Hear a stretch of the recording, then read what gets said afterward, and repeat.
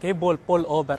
Ito pala yung nagpapaalam muna akong mag-video dito sa kasama ko sa gym kasi hindi ko yan sila araw-araw o laging nakakasama eh. So maganda yung magpapaalam tayo para hindi tayo magkaroon ng problema. Okay lang dito sa halos araw-araw ko nakakasama sa gym. Parang lagi, hindi pala araw-araw. Yung every other day ko nakakasama sa gym, hindi na ako nagpapaalam pag nag-video or matamaan sila sa ginagawa kong video.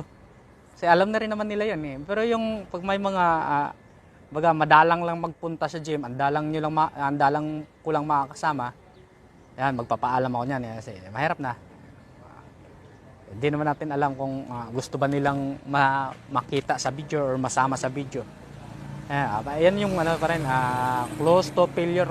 To failure pa rin pala talaga yung ginawa ko rito.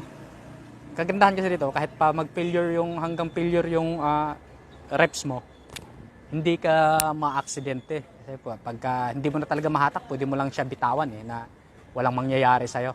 Yun naman yung ko,